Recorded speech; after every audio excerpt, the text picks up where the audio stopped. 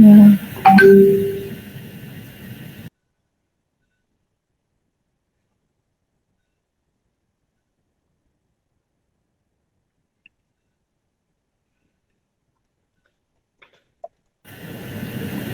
I think we can actually start. Yeah. Hopefully more people will join. All right. Hold on.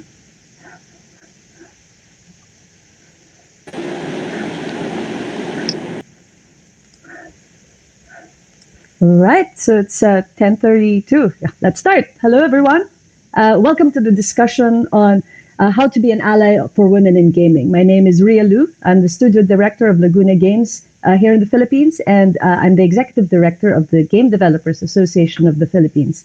Today, we're going to shake off the usual conference style for a more casual and fun discussion. So we're hosting this here at the room because it has one very cool feature.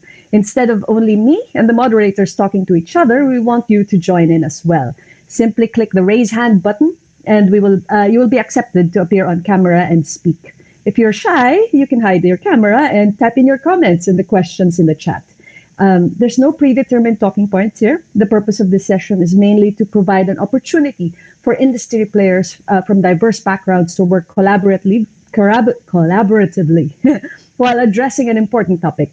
I hope you participate actively. I have my fellow moderators here with me today. I will let them introduce themselves now.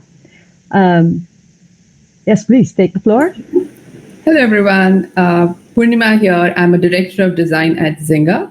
I've been in the gaming industry in India for 15 odd years now, primarily as a game designer, but I've also essayed other roles. I'm a Women in Games ambassador and founder of Women in Games India.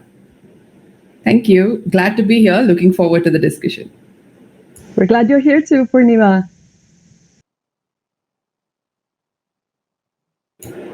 Over to you, Felicia. Right. Sorry, guys. Technical difficulty with my mouse.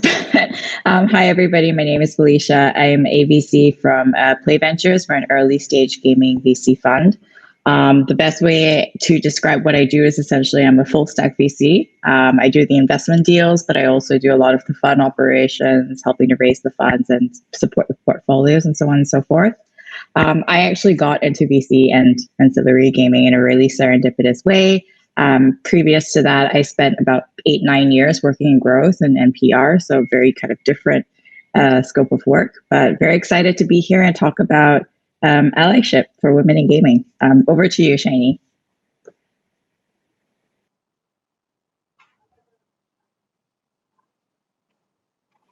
I think maybe Shieny dropped off, so maybe Sadia, you wanna take over? Hi, yeah, I'll take over. Hi, everyone. My name is Sadia. I have a background in, I'm basically a gameplay and AI programmer, but I'm currently working more on the backend side of things, working at Facebook. Kind of my work at the moment is much more based on kind of hardware and how to deliver cloud games. I'm also part of the Women in Gaming, Allies in Gaming in MYSG. So we used to try and host a lot of events. Hopefully they'll come back one day, not yet. And yeah, that's me. So over to Blake. Oh, here we go. You have to unmute and on camera. So hi, everyone. I'm Blake Mitzi. I'm a director and co-founder of League of Geeks. We're a game developer and self-publishing studio down in Melbourne, Australia. We've been working really hard over the last 10 years to allow more women to get into games. And we've been doing a lot of like school programs, work experience programs. And we're really happy to have a gender diversity split of 50-50 across the studio now, which is really great. I'm also a board member of Film Victoria, which is our state statutory body for video games and film and television. And I've been a long time board member of the Game Developer Association of Australia that's now merged with IGEA. And I'm going to now pass over to Jill. Thank you, Blake. Hello, everyone. My name is Jill Kenny, and I am the CEO of Padia Gaming. Prior to Padia, I was at Red Bull, I was the head of the media network there. So our team was creating all the content and storytelling. And obviously Red Bull's a brand that's deep into gaming and esports. They were definitely an early adopter. So got to understand the industry there, and then came over to Paydia as the CEO, brand new startup. We're definitely in build mode.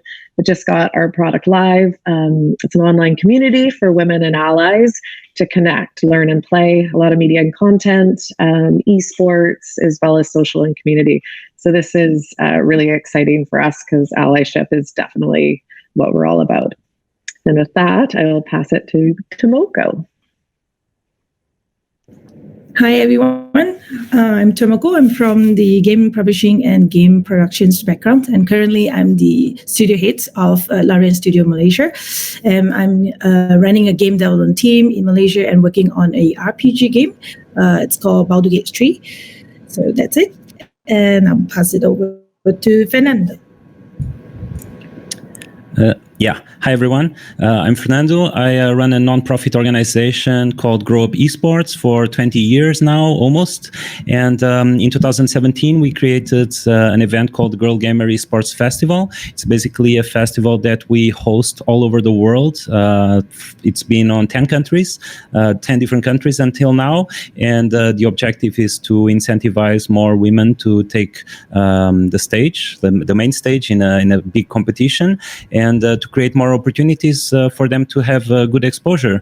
Hopefully this will increase the female participation in the esports scene, and we'll start seeing them take part in the larger competitions that happen nowadays worldwide.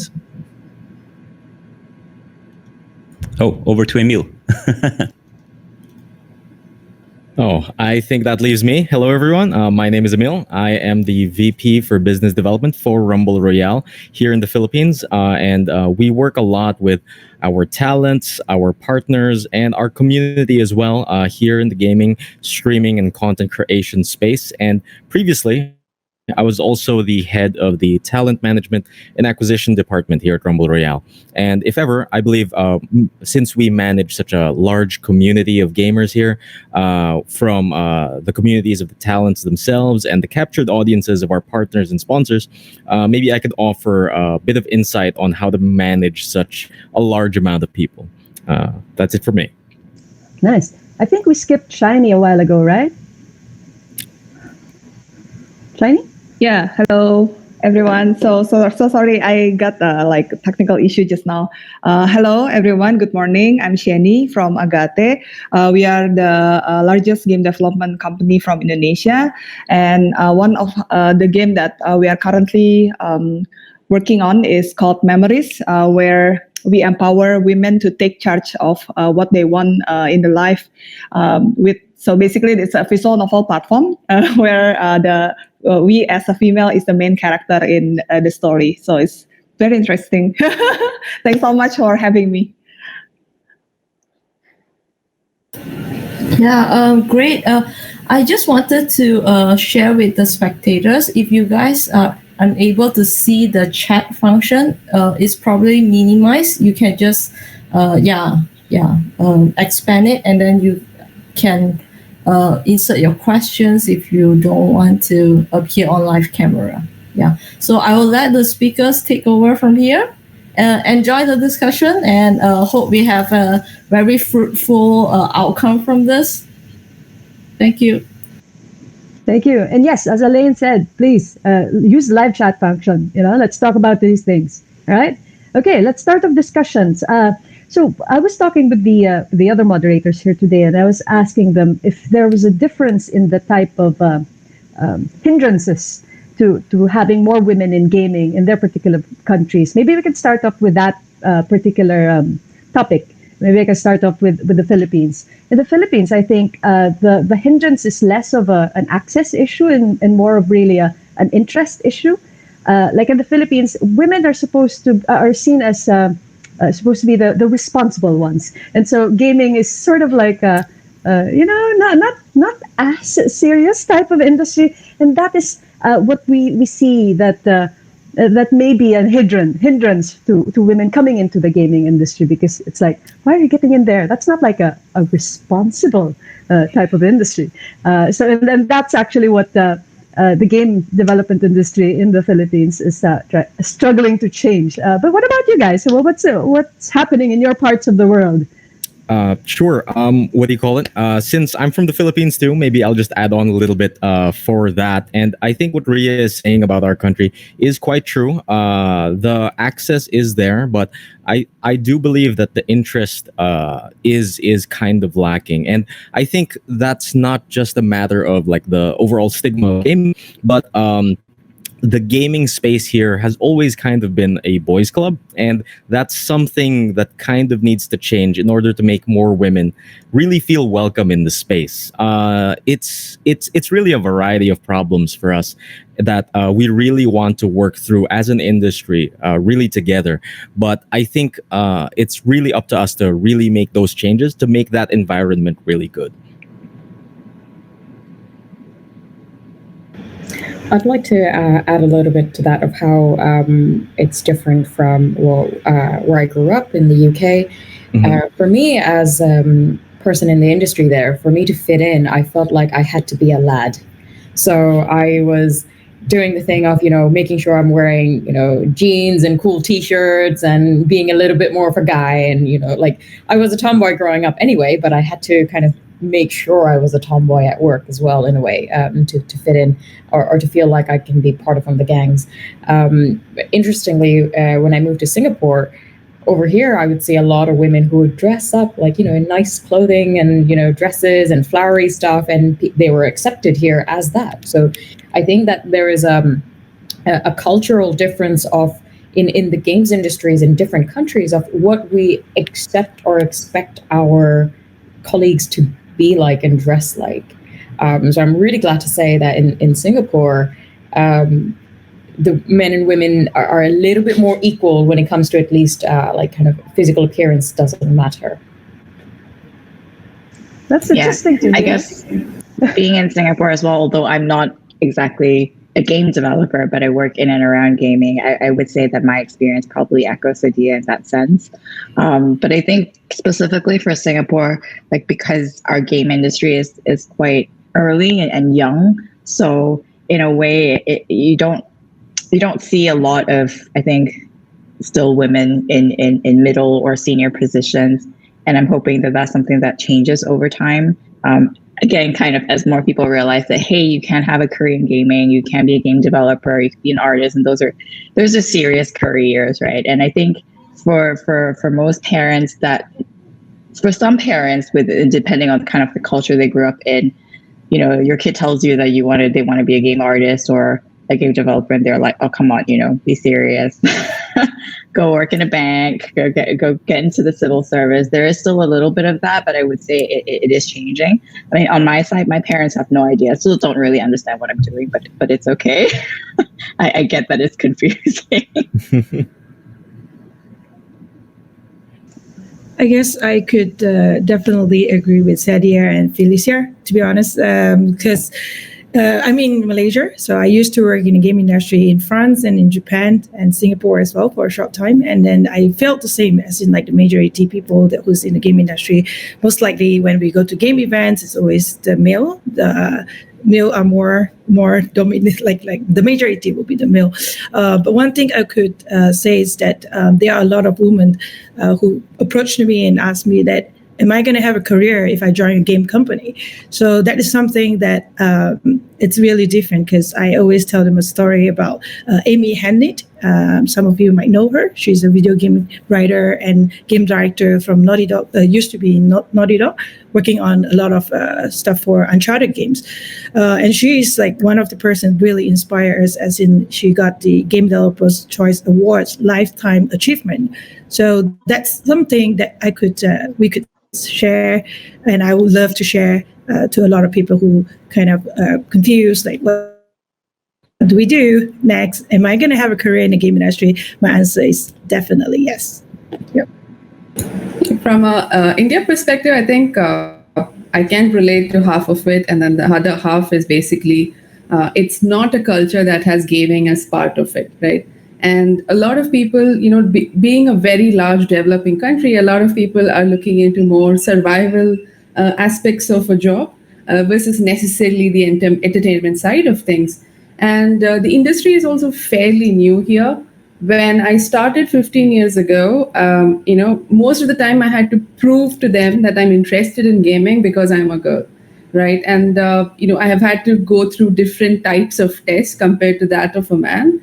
And the same way, once you get into the industry, you're usually labeled as a diversity hire instead of necessarily bringing in the kind of skill and talent that you may have. And that also kind of prevents your growth.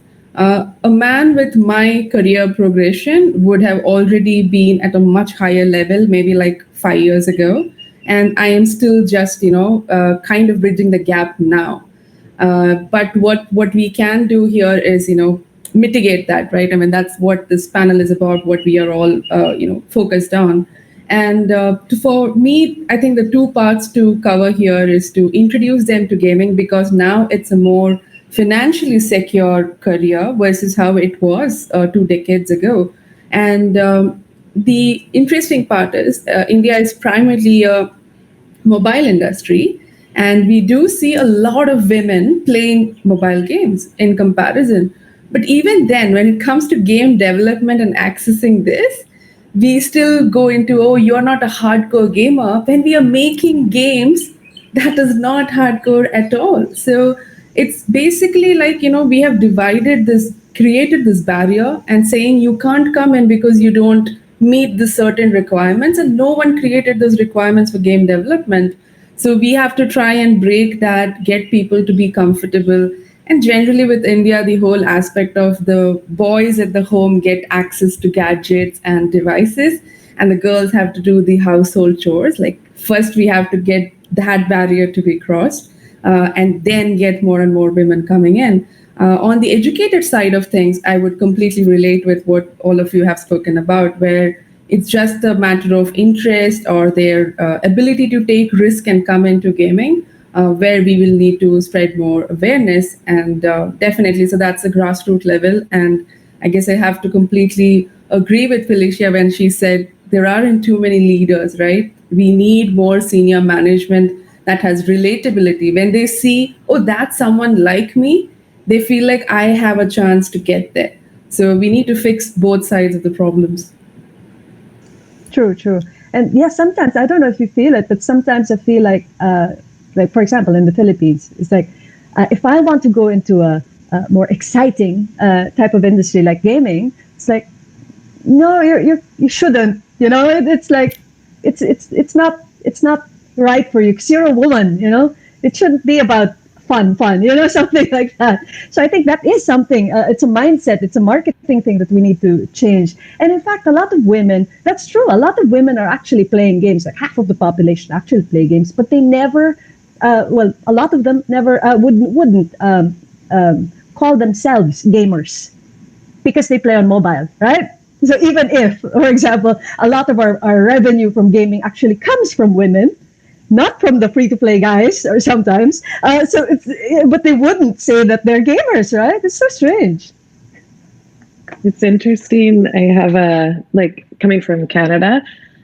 We are a giant country geographically, but our population is not that big. We're only 36 mil. But I think here, culturally, we have this thing, Canadian women kick ass. It's kind of been this under swell of marketing for years.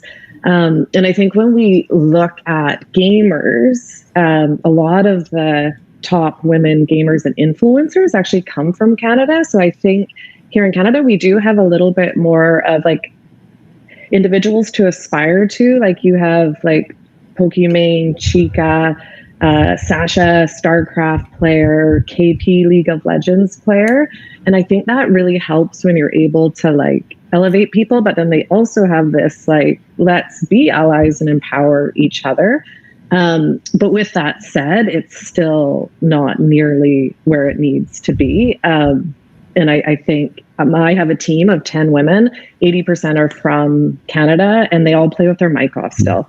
They all play their COD or Overwatch every day, and they still don't turn on their mic. So we're a country that kind of empowers women in generally, yet still they won't play with their mic on. So I'm looking forward to seeing more women actually be aspiring and more women being able to turn their mic on and just play and just be a gamer. Like, it doesn't, like you said, Ria, it doesn't matter if you're playing mobile or what games you are playing, like Sims, just play and have fun.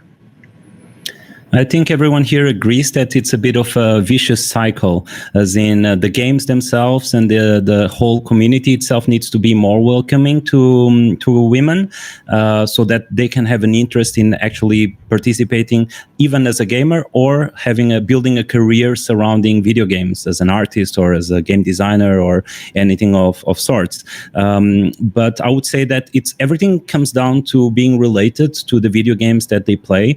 And what has happened so far is that traditionally video games have always been very male oriented, from a marketing perspective, from a development perspective itself. So I think that games need to be more welcoming in terms of representation, so that people who are playing them, in this case women who are playing them, can feel that they are represented in the game and as a main character, not as a side character, or not as a character that needs to be saved, or not. There are so many games nowadays that are still very male driven, and definitely one of the things that needs to change. But I wanted to talk a little bit more about from the esports perspective. There are some barriers that women face, like the toxicity, as Jill was saying. Her colleagues still don't play with their mics on or with their cameras when they happen to be in a community.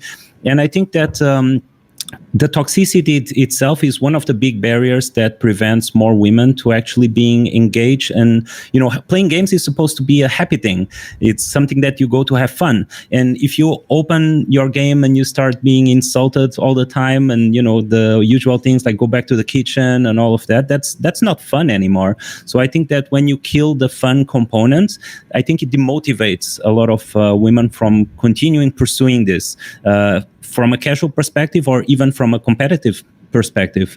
And that's definitely something that needs to start changing. I think that having this kind of awareness panels, motivating more people into being supportive, especially guys, because we don't talk often, but most of the toxicity comes from guys online. So it's easy to say women are being harassed, but they're not just being harassed by themselves, right? They're being harassed by guys online. So allyship is very important. Raising awareness, having more guys to come out and stand up to what's right and to equal opportunities, especially in this online environment where everyone is behind the screen and toxicity happens so easily and without consequence many times. I've spoken with in so many panels with people who are doing incredible things to try and create solutions for this. Like someone on the last one was creating a voice software that basically detects verbal harassment and then communicates to the game developer that this player is harassing like verbally someone. So I think that there are a lot of solutions that need to be put in place to get this better, so that more women can start enjoying and having fun playing games, which in turn will translate into them, pursuing this as a career in the gaming industry or on a competitive level. But definitely the toxicity is one of the hardest aspects that need to be addressed as much as possible. Yeah, I think I'd like to talk about the toxicity a little bit more in a bit, but we have a question from Lena Nang. Can we bring in Lena? Lena, are you okay to come on stage so people can see you and ask your question? If not, let me know. I'll just read your question. But it would be nice, so that you could participate in the discussion. Okay, no, it's not. She's not in a convenient place. All right, I'll just read her question. To Felicia and Tomoko, particularly, more familiar with Singapore and Malaysia here. At your position, do you experience a lot of attitude in being responded to versus males in your network? Yeah, I think I can maybe kick off first. So my situation was a bit unique, right? So I came from growth and PR, and traditionally that's kind of a very high female representation industry. And then I went into an intersection, which is the exact opposite, where I'm in an intersection of gaming and VC, which are both very male dominated industries. So it it was like a kind of a culture shock to me that like, hey, for the first time, I remember early on when I started, I was like, I feel really weird. And then I thought about why I felt really weird. And I realized I've gone a whole week and I never spoke to any other female, whether it was a female founder or a female VC. I was just like, oh, this is so strange. And that was, something I never had to think of. And I'll be honest with you, as a female VC in gaming, sometimes you do get that attitude. I think I'd be lying if I said I didn't. And sometimes it was honestly really shocking. As a VC, I unfortunately turned down more founders than we invest in. I think we probably invest in only 2% of the startups that we talk to. And some people take that really badly. And they've responded poorly to that, all caps, angry emails kind of thing, which, it's obviously my hypothesis, but I'm going to bet that would not have happened if I was, a male VC. But I've been very lucky at Play in the sense that the team's been very supportive. And that's the kind of behavior that we accept essentially. So, to know that you have kind of, I guess, the team that supports you, and in that sense, being kind of your allies and support network is very helpful. But yes, the short answer is yes. What about Tomoko? Yeah, on my end, I think not really. I would say just not really, because I think on my end, because I start off as game publishing, so I do play games and I work on the game productions itself as well. So I'm actually surrounded by great programmers and designers and sound designers and stuff. So I was basically protected by people who can give me inputs that I don't know, and those are the males, and mostly males, right? And whenever I do publishing work, like I do go for sales and business development in Europe, it was easier for me to ice break with the clients, right? The prospect, because I know about the games and I heard from my colleague, like they teach me a lot about programming stuff. So it was easier for me to ice break the conversations compare with any other industry, I would say. So in the game industry, we talk about the same thing. We kind of know same stuff. So it's easier for me to sell that than selling something else that we doesn't share the same knowledge. So and again, one of the real experience that I do have right now in the studio in Malaysia is the ratio of the male and female in the company is almost half. So it's almost 50-50, which is great because we actually experienced, especially our team, QA team in Malaysia, they all have different strengths. So they are the game tester. So there are some of the people who is actually from music background, from designer background, from programming background, and they are all female. and there's some also male who have programming background as well. But at the same time, when you put all together, when they play the game, when they testing the game, the one who have music background, that person can actually notify the sound stuff, and then the female who actually have game design or there's a designing background can give some input about design stuff. So every one of them, it doesn't matter is a male or female. To be honest, they have their own strength, no matter which background they are from. So as long as they love the game. And that's what I actually experienced. So having like the 50-50 really helps, as every one of them can give in the inputs. Yep, that's on my end. I'm kind of curious though, because I know Blake as well, who unfortunately I think is still experiencing his power outage, also mentioned that 50-50 split.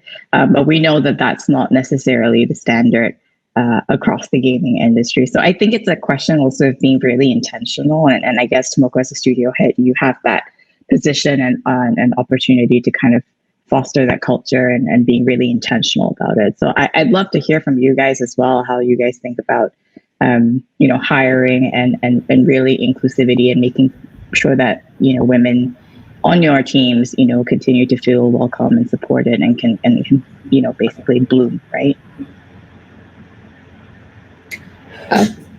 I'd like to say something about that, actually.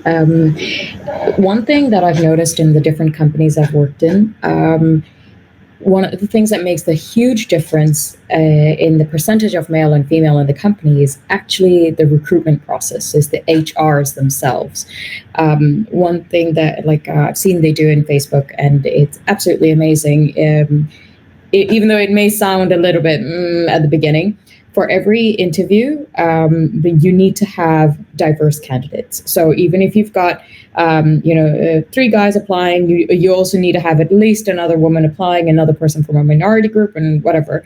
And often people will be like, oh, but that's unfair. You still hire the best one out of them, obviously, right?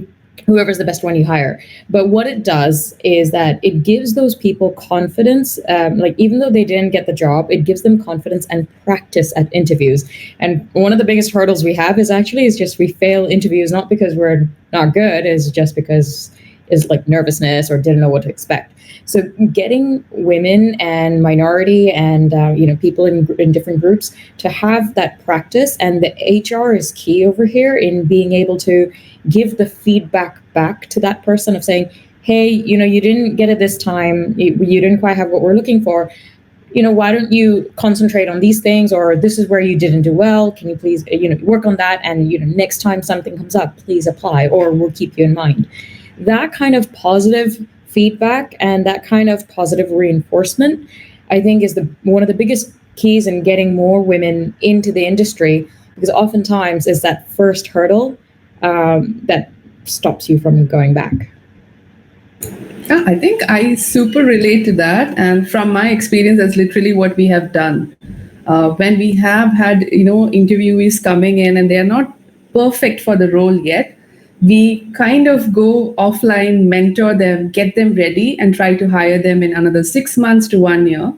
And thankfully, we've been able to do that at Zynga, and I'm really happy the team is also super supportive for that, because that's the only way. And it's interesting, and not to put gender in buckets or anything, but generally, women take it a little bit more harder on themselves if they fail something.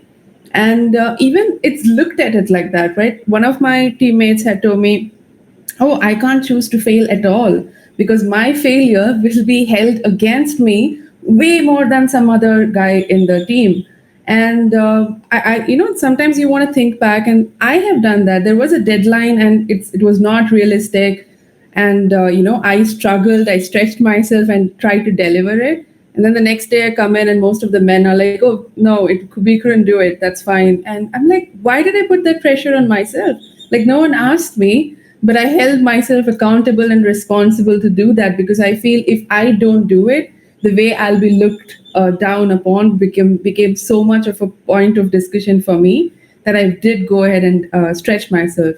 So sometimes, the conditioning we have been used to, unfortunately, we ourselves had to try and break from that to enable the next people to come on board and work in a much more equal environment. I've had an interesting hiring experience recently because it's a new company and we are focused on women. So our core team right now is all women, and it's to do with salary.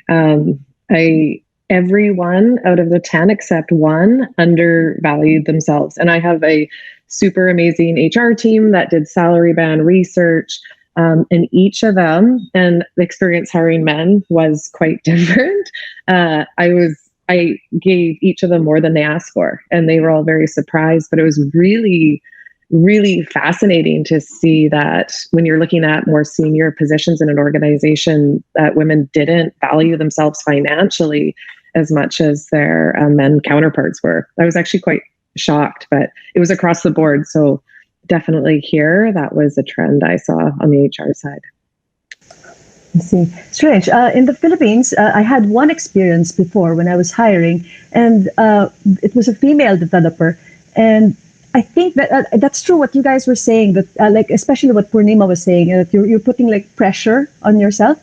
This girl that I was interviewing, she didn't want to be for small projects. Sometimes we do work for higher development work, game development work, which is really tiny games. We'd assign one developer for a project. She didn't want that. She didn't seem to have confidence doing something on her own. And that didn't happen just once. I've encountered a few times that female developers would actually say this. And it's not this, I don't think it's really a skill issue. It's really a confidence issue because, we all studied in the same schools and all. So, I think that's true. Sometimes the pressure and these things happen because sometimes we do this to ourselves, right? Any other thoughts on this topic? Yeah. No, I actually wanted to hear from Sadia about, the question that Lena had asked. Do you experience attitudes in being responded to versus males in your network? And she comes from a programming background, which is even more rare where we see women. So I would love to hear her experience on that. So in terms of it's interesting because I was quite senior when I joined in Singapore. I don't have that problem so much from other programmers. So with other programmers, it's you definitely get the juniors who've just graduated from the colleges over here like DigiPen and stuff, and they think they know their shit.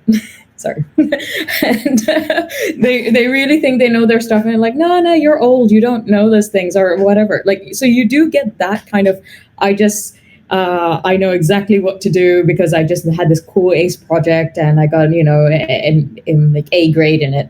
So you have to deal with more of that with the engineers. But in terms of with artists or with producers, mostly it's the producers in this sense that you end up having that argument with. And yes, I have faced the tail old, hey, we shouldn't have females in the game because it's too expensive kind of thing. And that generally usually comes down to not the developers themselves, but it's usually like that kind of argument that you're having with timelines and PMs and everything like that. And because I'm a female, I'm fighting for that. That's where I felt like when I'm trying to stand for the ground of female, that's when I felt like that I was getting the kind of the negative attitude of like, stop trying to be, you're supposed to be one of us, stop trying to be causing issues kind of thing. Having said that, it's still quite subtle. It's not very obvious. So you've got to be able to kind of read between the lines oftentimes with these attitudes. And it's as long as you can kind of galvanize the right people around you, it's okay. But yeah, it is something that definitely I've experienced here. I think I can relate. It's that feeling of like being the angry female trying to stand up for other women, and I think that's also like where it helps to have that allyship from other people on the team, so that people are just kind of like, hey, this is not just like an issue that is only impacting women. This is actually something that we need to talk about, and is a valid point of view and a legitimate point of view as well. Yeah, on that, isn't it like women are emotional, but when it comes to men doing the same, they're passionate? So, yeah, I've heard that so much, and we are like, just be emotional. You're allowed, you're passionate. That's why you're emotional about these issues, and it's perfectly fine. Yeah, or confident versus bossy. You hear like if a woman would be bossy and a man's just being confident. Well, there's one thing that I would like to add on is the company culture is very important. If the company culture seems to be like, we welcome anyone, everyone, and we give all the people opportunity. Like Sadia, you mentioned one thing very important, which is the recruitment team is the one who is approaching the talents, right?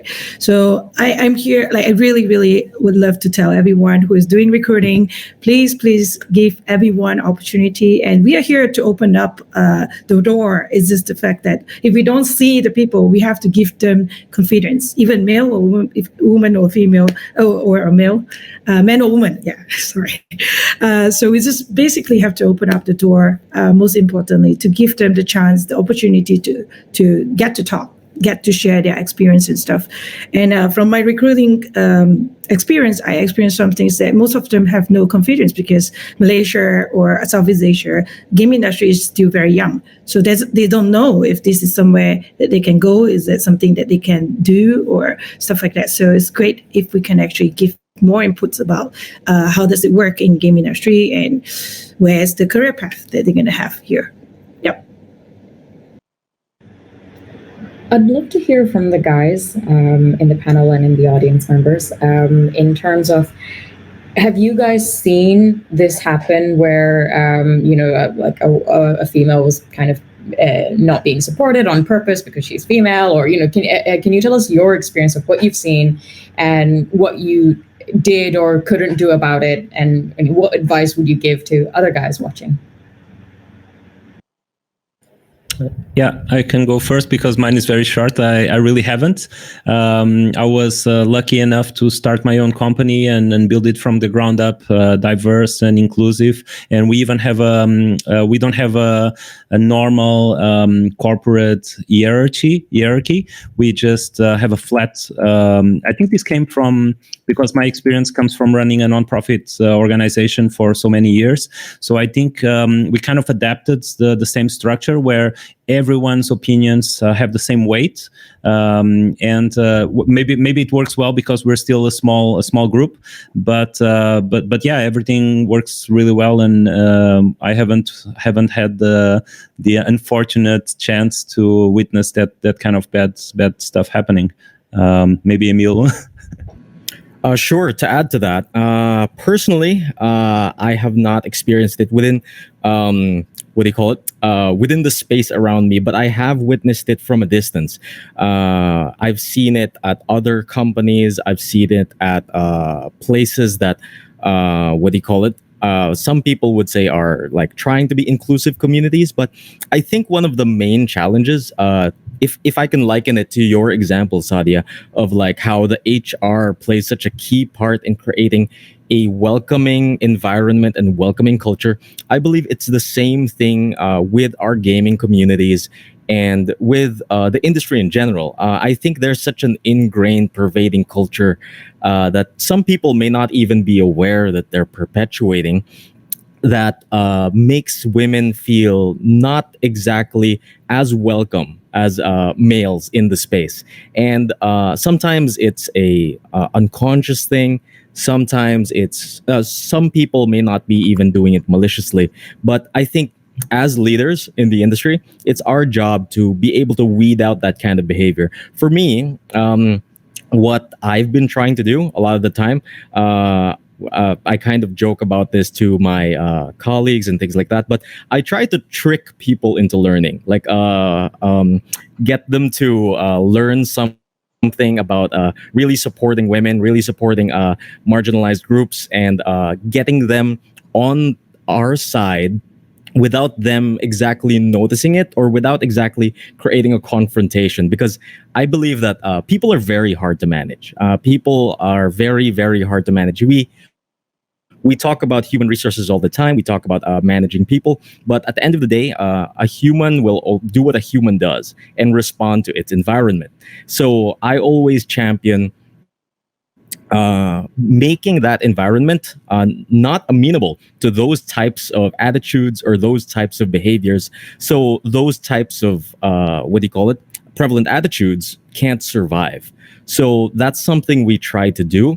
And I think at the end of the day, like I said, as leaders, it's up to us to really affect change in ways that may not be gigantic right now, but I think it's about making small little changes here and there to be able to change the environment for the better, so that those types of ways of thinking can't survive.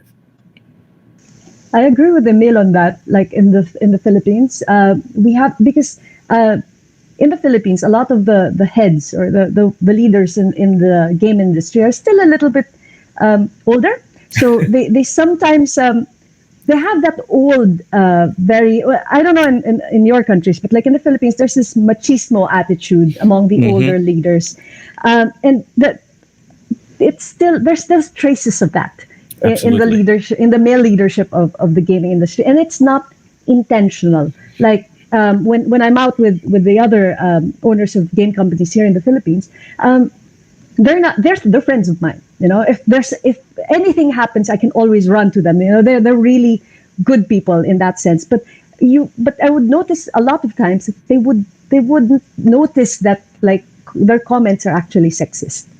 Like they're always like the first impression of females in general is like, are they pretty? Are they sexy? It's like, dude, I'm more than that, right? I'm good at what I do. Can you acknowledge me for that? And I can do that with them because they're my friends. But I think that's right. What Emil said. There has to be a shift in that type of thinking, while not being aggressive. So yeah, we're not that angry female, but we sort of have to like change that mindset without getting mad at them. So yes, we have that. But having said that, we actually have we haven't heard from Shieny yet. She has a topic here that I think it would be a nice thing to talk about. Shieny, why don't you bring this up? And if I can't, a while ago I couldn't hear you, but I think the other panelists hear you, so that's all right. Go ahead, Shieny. All right, thanks. So maybe I'll just answer the question in the Q&A tab first. Maybe like stories or challenges as a founder of an Indonesian game studio. I think I'm gonna have to like echoing what Tomoko said, that I've been very lucky where my work environment is like very supportive of me. And actually, what I observe as well in my company is right now we have like, by the way, we have like about 30% of the workforce of about 250 people is female. So I think it's pretty good. And also I observe that our working culture, I think is quite good, where like if we don't really like discriminate female leaders. Even sometimes I see that our like, for example, I've right now I'm working with a team of 20 people where the leader is female, and like the whole I think all of the team members are male, but like all the team members like really respect the leader, and I think it's a very good working culture that we have here, where the male worker that we have really respect the leader, like doesn't really discriminate whether she's female or not, right? And I think there is not really a challenge, but I have a question where, I'm also in the Women Board of Indonesian Games Association, where we are trying to like have initiative how to attract more women coming to the industry. But I personally think that right now the more urgent problem for Indonesian gaming industry is that we have a lack of talents in general. Basically, like even you want to like recruit a senior developer is like very hard, like so like I don't think that right now it's really a priority, but I really want to hear like from you guys that you're in a more mature industry, like do you have any suggestion when we should start to bother to attract more women into the industry? To juggle between the priority to actually building the industry and also the try to make the industry more diverse. I kind of have an answer for that. Okay. What do you call it? If ever, there's no perfect time, absolutely no perfect time. You might as well start as early as you can. One of the big things that I always tell some of, like Ria said, some of the older generation when it comes to leadership here in our industry is the economics of diversity. And usually that's something that I bring up when their brains can't exactly, immediately register what being inclusive means or what being diverse. Oh, disconnected, right? Technical issues. Uh-oh. Uh-oh. Well, while we're waiting for Emil to get back, anybody wants to? I want to add something to that, actually. I know he was going to go on about, talk about the requirement for diversity and, the economics of that. The one thing which I know is super important is to get to them whilst they're at school. It is really to get to them whilst they're at school. Because, so I studied computer science, and in my class of 190 people, I'm the only one who went into video games. And 9 girls, and I'm the only one who went into video games, and all the rest of boys, all of them went into banking. And the reason, because of that, the reason is because we're in the middle. I think we have a problem. She with dropped the as well. Yeah. Oh, damn. Is this like a trend now? Yeah, maybe. But yeah, what we would do here definitely to continue the conversations, right, is if we look at the bigger pictures, it definitely go from the school, getting interns. And as everyone, I know your experience, one thing is that what you learn from school doesn't apply in your work, but it's really important for us to really give a proper course, like programming course or designing course or art course, because each company, each game have different perspectives. So as the industry, as a company, we should go collaborate with the academy in each different countries to basically tell them this is what we need as a company. This is the expectation of our game. Would be nice the programmers is learning or having this kind of information and knowledge, so that when they come out from the school, they are ready for the company or the game that you're making. So that's really different. Like programmer, they have like different engine and stuff like that. So yeah, that's just basically me. I'll pass it back to Emily. Hello. Really sorry. I think I got cut off there. But Shieny, to answer your question again, if ever, there's no better time but to start as early as you can. And a lot of the times that I do consultations with some older management or some people who might not entirely be familiar with the ideas that are more progressive than what they're used to, the angle I always go at it is that the economics of diversity is strong. If there's one thing these people understand, it's that they want their business to be successful. So I always come at it that if you want your business to be interesting, if you want your business to generate new ideas, you need to start becoming diverse, because bringing in skill sets and ideas that are atypical of your industry, because for the longest time the gaming industry has been really dominated by male ideas, it really gives you an edge in becoming unique in the market. And that's just something that I start with. I start the conversation with that, so they can have a sort of springboard that can introduce them to more complex ideas about inclusivity and representation.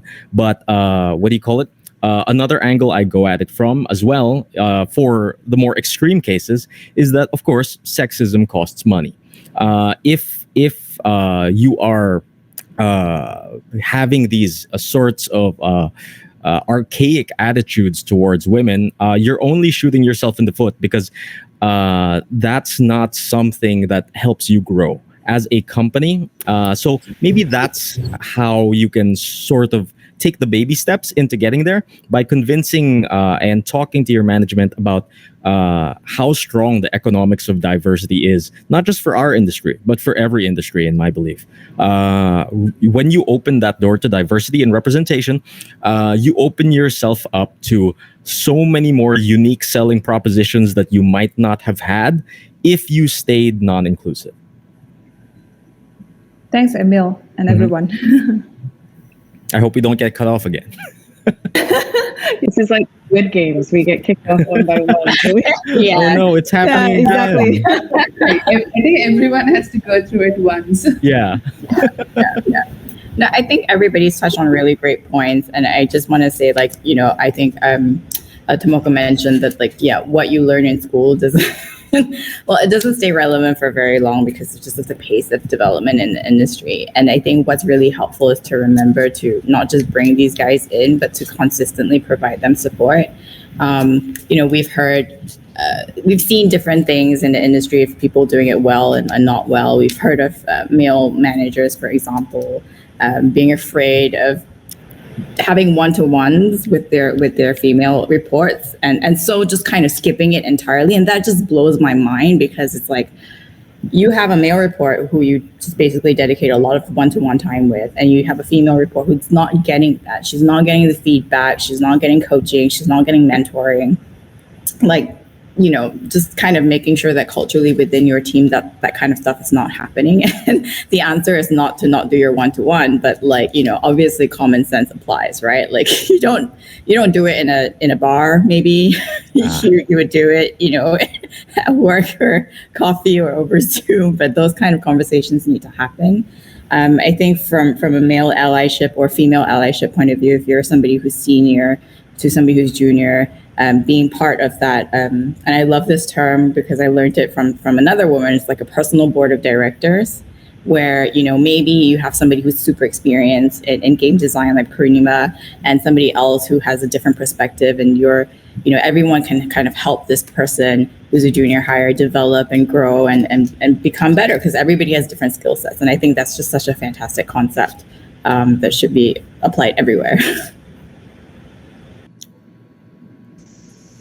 It's very well said. I think too, sometimes when like being an ally, it can be very simple and subtle, and, you know, being an ally to other women and men to women, you know, sometimes it's just listening and paying attention. Like in a meeting, if, you know, I've been in a lot of meetings where I have been the only woman in them, and I have my department and my specialty, and a lot of times questions would get redirected back to my colleague. Like I was clear I was handling this aspect of the business, and they would ask him the question, but he always just effortlessly said, "Oh, I'm gonna, you know, that's Jill's the expert in that. That's her department." And he would always volley it back to me, and they absolutely didn't know they were doing it, but he was so aware. Quickly, they understood. So sometimes it can just be so simple and paying attention, but it does happen all the time. Hi, Priyanka, Dara here from Gamescom. Hi. Hi, I'm calling regarding the rooms. So can we, because I can't understand. I've tried back end, but it's not reflecting in the room timer Dara, itself. I think you're on mute.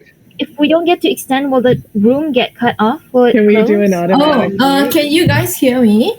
Yes. Yes. So Jara was saying the timer actually left with 1 minute, and the room might just shut down, and we are unable to extend that. So this has been a really fun conversation. I really wish we have more time, but we also encounter some technical issues here and that. That was, But it's not even 2 hours. It's only 1 hour. Yeah. So, okay, we have 45 seconds left. Game in Squid Game, then goodbye, everybody. I guess like for everyone else who is watching this, you can reach out to our wonderful speakers today through private message, or you can LinkedIn. I'm sure everyone's there as well. Yeah. So I definitely wish to work with all of you again next year or in the near future for any events, because you guys have been great and I learned so much from all of you. Yeah. Thank you. Thank you so much. Bye.